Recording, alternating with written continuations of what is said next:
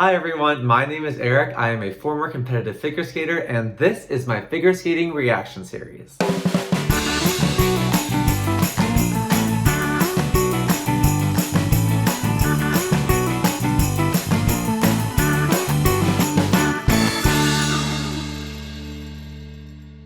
For those of you who don't know me, I am a 5-time US National Championships competitor through the senior level. I trained for about 15 years in the Chicagoland area with top coaches, including most recently Olympic coach Denise Myers. So long story short, I know my stuff. Let's get started. Hi guys, I just want to come on here really quick after the incredibly sad news that Russia is invading Ukraine and literally starting a war. I just can barely believe that this is all starting right now, even though I know that there's been wars going on over the past 20 plus years that I've been alive. But I guess this one just feels a little bit different as an adult and as someone who's more engaged with the news now, and kind of also all during or in the midst of a pandemic, which is kind of wild and kind of just unfolding in front of our eyes. So anyways, I feel like there's, not much to do. It's not really like my place to, I guess, talk too much about it. But I guess obviously my channel so far has been really about figure skating. So I thought maybe I'd just make this video a tribute to, I guess, Ukraine, and just ramble about my thoughts a little bit in relation to figure skating and Ukraine. And again, I know that this is very much not what's the most important right now, and not, absolutely critical or anything. I don't know. I just thought I had some thoughts anyways, and so might as well put it in a video. So let's start with the fact that honestly, you can even see some of this Russia versus Ukraine dynamic in figure skating and in the ISU, the International Skating Union. So yeah, let's start with this. So I think one of the clear examples is Ukrainian figure skater Anastasiia Shabotova.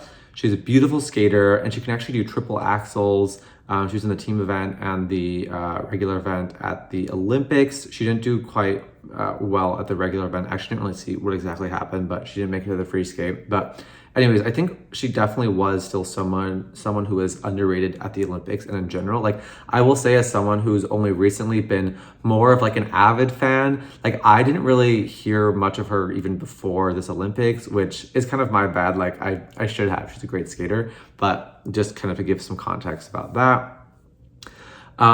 So, and yeah, especially in the team event, I remember her being very memorable and underscored. So this kind of goes back to all this whole discussion of scoring and underscoring and overscoring and from what countries and all of that. But, Anastasiia actually literally trained in Russia before, and then got into that whole scandal thing, and then ended up going to Ukraine.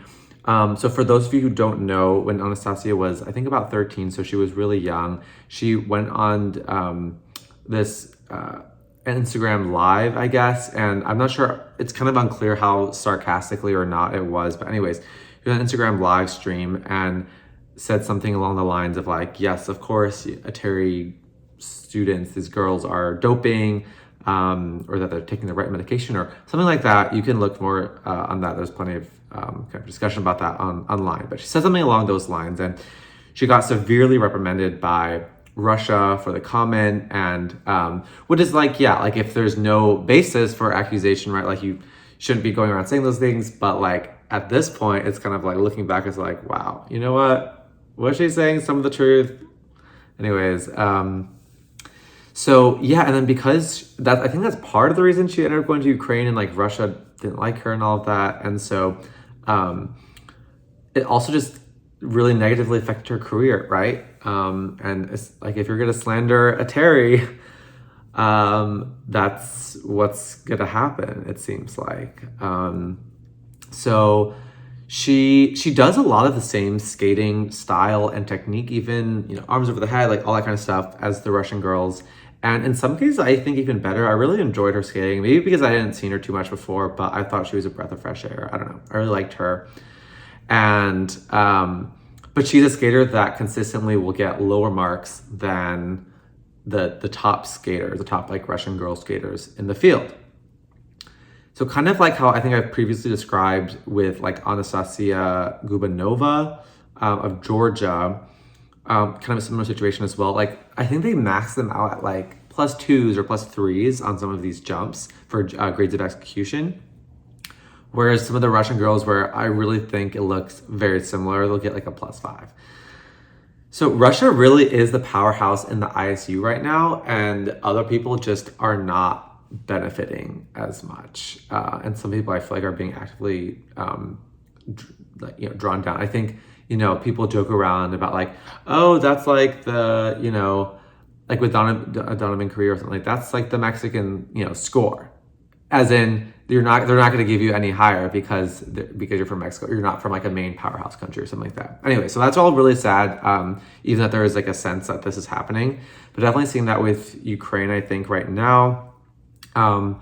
So yeah, I think that's the first thing I want to talk about, and just kind of say like those are my thoughts on that. The second thing is, it's really interesting because as a competitive figure skater, at least from Chicago, but I also believe all around the United States, there are just so many Ukrainian and Russian coaches. Like at all the different rinks, there's American coaches, but like there's so many, Russian and Ukrainians. And honestly, when you're a little kid, you barely know the difference, or I barely knew the difference because, they're speaking in Russian together or whatever. So, so that I think that was interesting.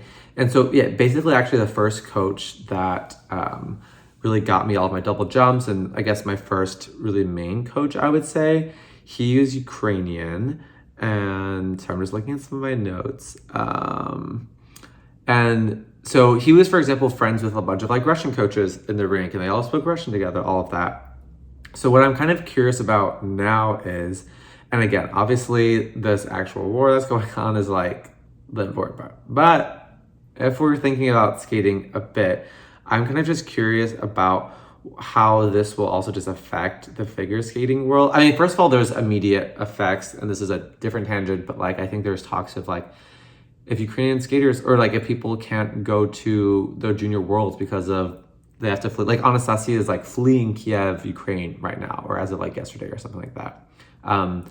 So anyways, like how is that all going to work? But besides those kinds of effects, I guess on the international level, I guess continuing to see Russia versus Ukraine play out, but then also like in the US, like these coaches, like I'm wondering, and I don't really know. I'm just kind of posing this question is like, is it going to make things more tense? Are Ukrainians and Russians not going to get along? Or it also goes to the question of like Russian kind of diaspora, people who move to the US, for example, like the coaches and stuff. I don't know what there's like, are people okay, agree with the war? I'm guessing most people don't agree with the war. I don't know. But that's just, I mean, obviously like the war is going to affect like every kind of thing with Ukraine and Russia and the people kind of going through the diaspora and all different worlds. So that was just a little bit about the figure skating part. Yeah, so I don't know. These are just some of the random musings I had. Yeah, overall it's just very sad situation, and continuing to see it all unfold on social media. And yeah, so I guess if there's anyone watching that is from Ukraine or Russia or in those countries right now and are, in danger or anything, I don't know. I really hope that this will get better, and hearts going out to you, and thoughts and all of that. So I guess that's it. I guess we'll keep seeing what happens, but hope you enjoy. All right, that's all I have for today. If you like this video, smash that like button, subscribe to my channel, and turn on that notification bell. See you next time.